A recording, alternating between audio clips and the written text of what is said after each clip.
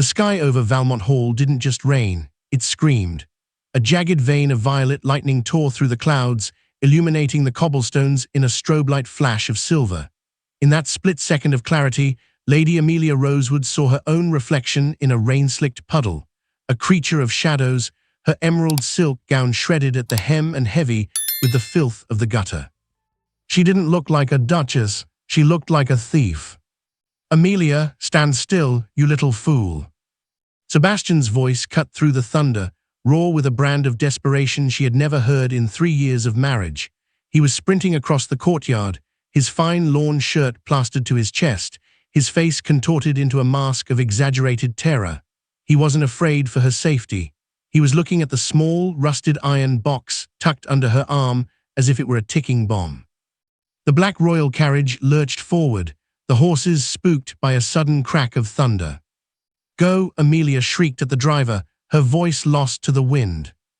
She lunged, her silk slippers skidded on the mud-slicked stones, and for a heartbeat she was airborne, a desperate leap of faith between the life she was discarding and the one she was stealing. Her fingers caught the leather handle of the carriage door just as a second bolt of lightning struck the palace spire. Behind her, Sebastian's boots thudded against the earth. He was close, so close she could smell the expensive brandy and the scent of his mistress's perfume clinging to his skin. As she hauled herself onto the floorboards, his hand shot out. His fingers, cold and predatory, brushed against the wood of the door, his nails scraping the lacquer in a frantic attempt to find purchase. "The box, Amelia, give me the box and I'll let you live." She didn't answer. She threw her entire weight against the door, slamming it shut on the world that had tried to bury her. The latch clicked, a tiny metallic sound that felt louder than the thunder. Outside, Sebastian's muffled roar of fury was drowned out by the sudden, violent acceleration of the wheels. Amelia collapsed onto the velvet seat, her breath coming in ragged, shallow gasps. She looked down at the iron box. It was cold, smelling of old metal and the Duke's darkest sins. He had cheated openly because he thought her spirit was as fragile as the lace she wore. He had paraded his betrayals because he believed she was too small to ever strike back. He was wrong. As the carriage hurtled into the freezing darkness of the moors, Amelia clutched the secret to her chest and finally began to laugh. The silent Duchess was gone, and she had taken his empire with her. The laughter in the carriage died as quickly as it had begun, replaced by the ghost of a memory that tasted like ash. To understand the weight of the iron box, Amelia had to remember the night she finally turned ghost. It had been the Valmont anniversary ball, a night designed for opulence and the public performance of a perfect union. The ballroom had been a sea of shimmering candlelight and spinning silk, but for Amelia, it was a cage of high-gloss cruelty. She had stood by the buffet, her emerald gown, the same one now tattered and caked in mud, making her blend perfectly into the heavy velvet drapery. Sebastian hadn't even looked for her. He was at the center of the dance floor, his hand resting possessively on the waist of Lady Clara, a woman whose diamonds were almost as loud as her laughter. He didn't whisper his sweet nothings. He spoke them clearly enough for the surrounding countesses to titter behind their fans. He leaned in, kissing Clara's neck in the full light of the chandeliers, a public execution of Amelia's dignity. "She won't mind," Sebastian had drawled to a laughing circle of his peers, his eyes scanning the room and passing right over Amelia as if she were a piece of furniture. "Amelia is like the wallpaper of this house, sturdy, silent, and utterly incapable of movement unless I decide to strip her down." The sting of the words had been sharp, but the realization that followed was sharper. Amelia watched him lead Clara toward the terrace, and for the first time, she didn't feel the heat of shame. She felt the cold, crystalline power of being unseen. If she was wallpaper, she could watch. If she was a ghost, she could haunt. She had slipped away from the music, moving through the halls with the practiced silence of a woman who had spent 3 years learning which floorboards groaned. The servants ignored her, the guests looked through her. She was the invisible wife, a title Sebastian had given her to keep her small, never realizing it was the perfect disguise for a spy. That night, while the man who vowed to cherish her was making a spectacle of his betrayal, Amelia had stood in his private study. She had watched him through the years, noting where his eyes lingered when he thought he was alone, and where his hand drifted when he checked his coat pockets. She realized then that her poverty of spirit had been her greatest armor. Because he believed she was nothing without his name, he left his world wide open. He didn't hide his keys, he didn't lock his ledgers. He thought her too broken to be dangerous. Looking at the safe hidden behind the portrait of his father, Amelia had felt a terrifying, electric thrill. He had given her the greatest gift a thief could ask for. He had stopped looking at her entirely. And in that darkness, the silent Duchess had finally begun to steal back her life. The darkness of the Duke's study felt thick, like water filling her lungs. Outside the heavy oak door, the distant music of the ball hummed, a rhythmic reminder that the world was distracted by the Duke's scandal. Amelia stood before the portrait of the first Duke of Valmont, the ancestors painted, eyes seemingly judging her as she reached behind the gilded frame. Her fingers trembled, not with fear, but with the sheer adrenaline of the hunt. She felt for the cold, recessed dial of the safe. She had watched Sebastian open this vault a dozen times from the shadows of the library chair, her presence so inconsequential to him that he hadn't even bothered to shield his movements. Right 4, left 2, right 9. The mechanism clicked, a heavy, guttural sound that seemed to echo through the entire palace. Amelia froze, her heart hammering against her ribs like a trapped bird. She waited, counting the seconds in the silence, but no footsteps came. Sebastian was too busy basking in the glow of Lady Clara's admiration to notice a ghost in his sanctuary. She pulled the heavy iron door open. Inside, tucked beneath stacks of gold sovereigns and property deeds, sat the small, reinforced iron box. It looked unassuming, yet the weight of it nearly pulled her to her knees. This was the heart of his empire. With a hairpin snatched from her own elaborate coiffure, she worked the lock of the box. It popped with a sharp snap. Amelia's breath hitched as she pulled out a sheaf of vellum. These weren't love letters or gambling debts. Her eyes scanned the frantic, scrawled handwriting, Sebastian's handwriting. She saw names of foreign ministers, coordinates of Royal Navy shipyards, and a detailed ledger of payments made to the iron saboteur. The documents outlined a systematic destruction of the kingdom's iron trade. Sebastian wasn't just a philanderer. He was a parasite feeding on the very crown that had granted him his title. He was orchestrating a collapse that would leave the nation's defenses brittle and the king's treasury empty, all to line his own pockets with foreign gold. "The great sabotage," she whispered, the words feeling like ash on her tongue. She realized then that the iron box held more than just evidence of a crime. It held the power to hang a duke. The secret was so vast, so treasonous, that it turned her domestic rebellion into a state-level heist. She wasn't just leaving a husband, she was dismantling a traitor. Amelia shoved the documents back into the box and snapped it shut. She didn't look at the jewels or the gold, she only looked at the iron. In the dim moonlight filtering through the study window, she realized she finally had a weapon heavy enough to crush the man who thought her beneath his notice. She tucked the box under her arm, the cold metal biting into her skin, and stepped back into the shadows. The heist was complete. Now the survival began. The ballroom's music was a muffled thrum through the floorboards as Sebastian Valmont strode into the master suite, his stride fueled by the arrogant heat of a man who had just publicly humiliated his wife and enjoyed every second of it. He had left Lady Clara breathless on the terrace, intending to find Amelia only to demand she stop her insufferable brooding and return to the floor to maintain the appearance of his control. "Amelia, enough of this performance," he called out, his voice dripping with bored authority. He expected to find her sitting by the window, perhaps weeping into a silk handkerchief or staring vacantly at the moon. But the bedroom was hollow. The fire had burned down to glowing embers, casting long, distorted shadows across the empty bed. The silence was absolute, save for the frantic drumming of rain against the glass. Sebastian's brow furrowed. He turned toward the dressing room, but his gaze snagged on the door to his private study. It was ajar. A sliver of moonlight cut through the darkness of the inner sanctum, illuminating a sight that made the brandy in his veins turn to ice. The portrait of his father was swung wide, hanging at a crooked, mocking angle. He didn't run, he stumbled. He burst into the study, his breath hitching as his eyes landed on the safe. The heavy door stood agape, its iron more empty. His hands, usually so steady when holding a dueling pistol or a mistress's waist, began to shake violently. He reached into the cavity, his fingers frantically raking over the velvet lining as if he could conjure what was missing through sheer force of will. The iron box was gone. A sound escaped him, not a cry of grief, but a high, thin wheeze of primal terror. He didn't care that his wife's jewelry still sat in her velvet trays. He didn't care that she was missing.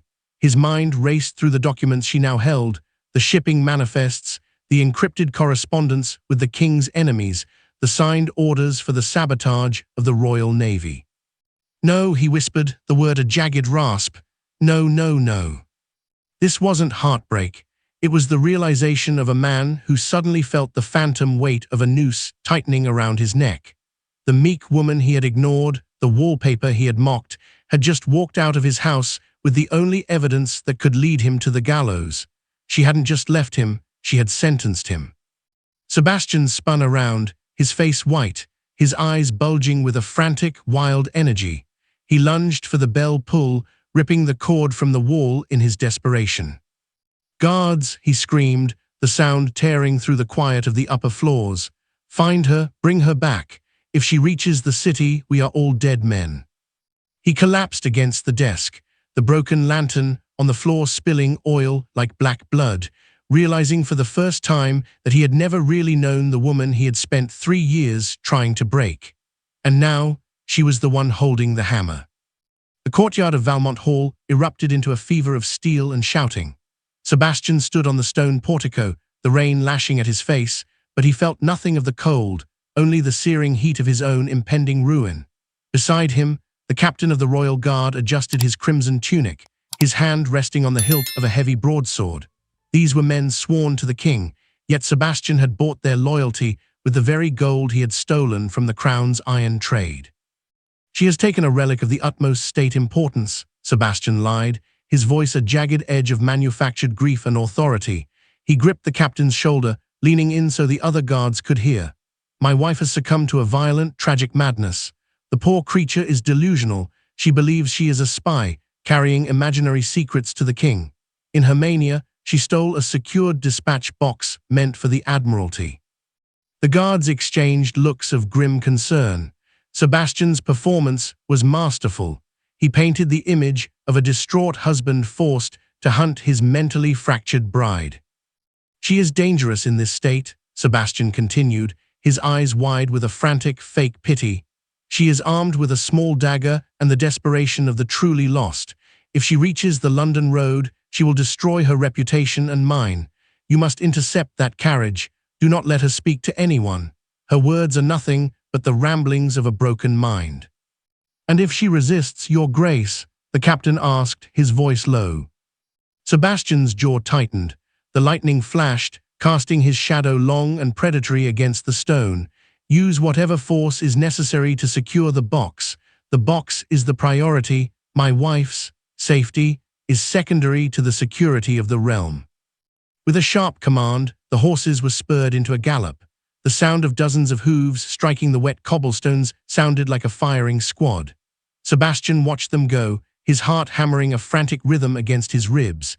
He had turned the world into Amelia's enemy. By framing her as a madwoman, he had ensured that even if she found an audience, her truth would be dismissed as a hallucination. He watched the red tunics disappear into the freezing mist of the moors, the swords drawn and gleaming in the dark. He had given them permission to kill her in the name of mercy. As he stood there, the mud splattering his boots, Sebastian realized the stakes had shifted. This was no longer a domestic pursuit.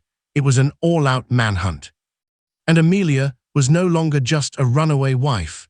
She was a dead woman walking if she couldn't outrun the lie he had just unleashed. The carriage swayed violently as it tore through the blackwood thicket, the wheels groaning under the strain of the mud. Through the small rear window, Amelia saw the flickering orange glow of torches. The Royal Guard was closing the gap, their horses, labored breaths audible over the wind. She knew that on this road, trapped in a heavy box of wood and leather, she was a sitting duck. "Stop the carriage," she commanded. The driver, terrified by the sight of drawn steel behind them, pulled the horses to a staggering halt. Amelia didn't wait for him to open the door. She scrambled out, the iron box clutched to her chest, and nearly fell as her silk slippers hit the slick forest floor. Her eyes landed on the carriage's exterior lantern, which had rattled loose and fallen into the dry brush beneath a sprawling oak. The oil was already leaking, a dark stain spreading over the fallen leaves. With a sharp kick, Amelia shattered the glass. The flame caught instantly, fed by the wind and the spilled fuel. A wall of orange heat roared upward, the dry undergrowth of the thicket hungrily devouring the light. The thick, acrid smoke billowed into the path of the oncoming riders, creating a wall of grey chaos that would force them to break their formation. Amelia ducked behind a massive cedar, the roar of the fire masking the sound of her movements. She looked down at herself, the voluminous emerald skirts, the heavy, pinned coiffure of a duchess. It was a costume of a victim, and it was slowing her down. She pulled a small, sharp paring knife from the travel kit she'd swiped from the dressing room. With a steady hand, she gathered the long, dark tresses of her hair and sawed through them. The hair fell away in heavy clumps, vanishing into the shadows of the forest floor. Next, she turned the blade to her gown. She hacked away the layers of lace and the dragging train until the skirt ended at her knees, turning the elegant garment into a jagged tunic that allowed her legs to move freely. She felt lighter, the cold air hitting the back of her neck for the first time in years. She was no longer Lady Amelia, the silent ornament of Valmont Hall. She was a shadow in the woods, stripped of the dead weight of her status. As the guards' horses shied away from the growing blaze, their riders shouting in confusion through the smoke, Amelia adjusted her grip on the iron box. She didn't look back at the burning carriage or the life she had left behind. She turned toward the deep, lightless heart of the forest and began to run, her movements lithe and silent, disappearing into the darkness before the first red tunic could clear the smoke. The Duchess was dead. The survivor had just begun to fight. The forest was a cathedral of damp silence, broken only by the distant, rhythmic dripping of pine needles. Amelia lay flat against the earth, her breath a ghost of white mist in the freezing air. Her new, jagged haircut felt strange against the collar of her ruined dress, but the lack of weight allowed her to press deeper into the shadows of the hollowed-out log she called a sanctuary. Through the skeletal branches, she saw a lone rider. He didn't wear the crimson of the royal guard. He wore the understated grey livery of a Valmont messenger. He wasn't charging. He was walking his horse, holding a white flag that shimmered unnervingly in the moonlight. "Lady Amelia," the messenger called out, his voice cracking with a feigned, desperate empathy. "His Grace is frantic with worry. He knows you are not yourself. He knows the madness has taken you.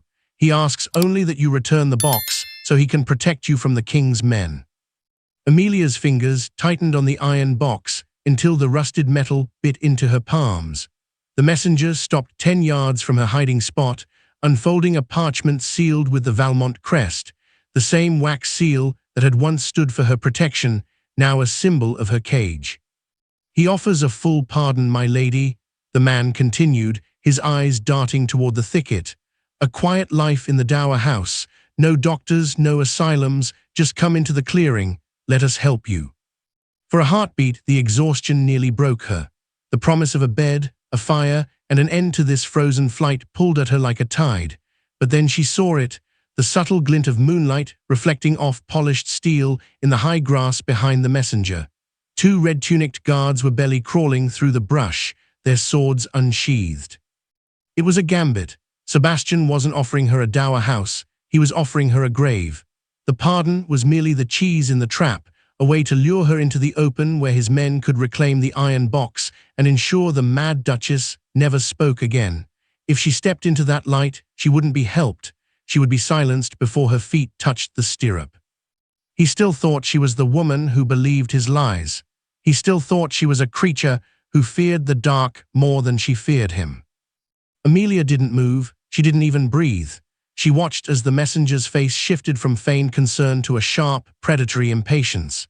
He signaled to the grass, and the 2 guards rose, realizing the prey hadn't taken the bait. As they began to fan out, their heavy boots crushing the forest floor, Amelia began to crawl backward into the deeper, impenetrable blackness of the ravine.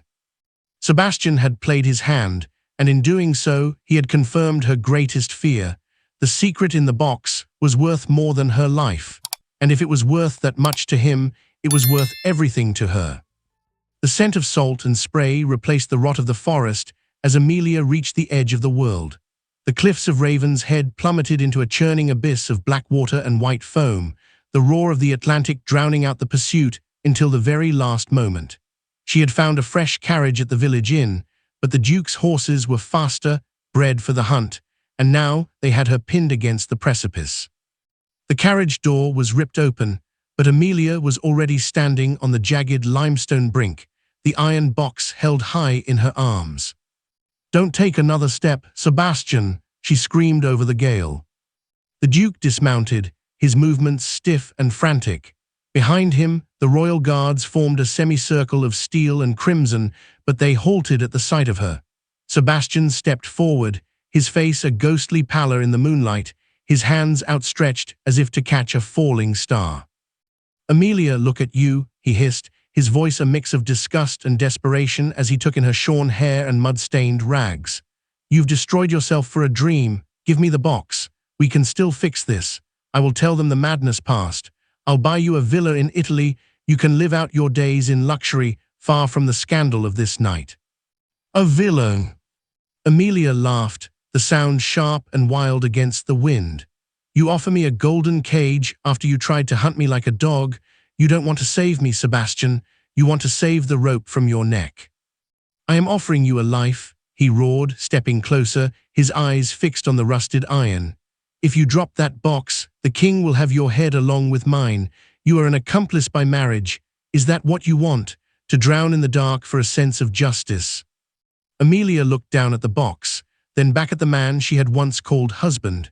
She saw the exaggerated terror in his eyes, the same look she'd seen in the courtyard, and realized he was finally small. He was a man built of paper and lies, and the wind was picking up. "I would rather be a ghost in the sea than a duchess in your house," she said, her voice turning unnervingly calm. She stepped back, her heels hovering over the 1,000-foot drop. She swung the iron box out over the crashing waves. Sebastian let out a choked, guttural cry, lunging forward, his hand outstretched in a final, pathetic reach for his empire. "One more step," she warned, the box swaying over the void, "and your secrets meet the rocks. You think I'm afraid of the fall? I've been falling for 3 years, Sebastian. Today I finally hit the ground." The Duke froze, the wind whipping his cloak around him like a shroud. In that moment of peak atmospheric chaos, the power shifted irrevocably. She wasn't the prey anymore, she was the judge. The spray of the sea felt like a baptism, but Amelia knew she could not stay on the edge of the abyss forever. As Sebastian stood paralyzed by the sight of the box dangling over the waves, a new sound cut through the roar of the gale, the steady, rhythmic thrum of a heavy naval frigate's bells, signaling from the cove just below the cliff's eastern face. "You thought I was running to the hills to hide like a frightened animal," Amelia said, her voice carrying a sudden, iron authority that silenced the Duke's frantic pleas. "You thought my destination was a village or a border." She pulled the box back from the ledge, clutching it not as a burden, but as a key. "I was never running away from you, Sebastian. I was running toward the only people you cannot buy." From the shadows of the coastal path emerged a figure who did not wear the Valmont livery or the Duke's tainted gold. He was dressed in the severe, midnight blue of the Admiralty, flanked by men whose eyes held the cold precision of the law. This was Sir Alistair Thorne, the Queen's spymaster, a man whose reach exceeded even that of a duke. Sebastian's face drained of the last of its color. "Thorne, what is the meaning of this intrusion?" "It is no intrusion, Your Grace," Thorne replied, his voice a calm blade. "It is an appointment, one Lady Amelia requested through a courier 3 days ago." Amelia stepped forward, moving past the Duke, as if he were nothing more than a ghost of a life she had already outgrown. Her shorn hair whipped in the wind, and her mud-caked gown felt like a robe of victory. She reached Thorne and held out the iron box. "The evidence of the great sabotage," she said, her voice steady. "Ledgers, correspondence, and the names of every foreign agent the Duke has been feeding since the spring." Thorne took the box with a bow that held more genuine respect than any Amelia had received in a ballroom.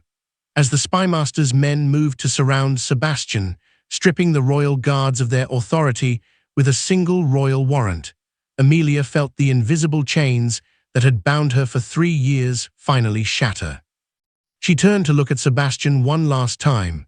He looked small, a frantic man trapped in a storm of his own making, his empire reduced to the mud on his boots.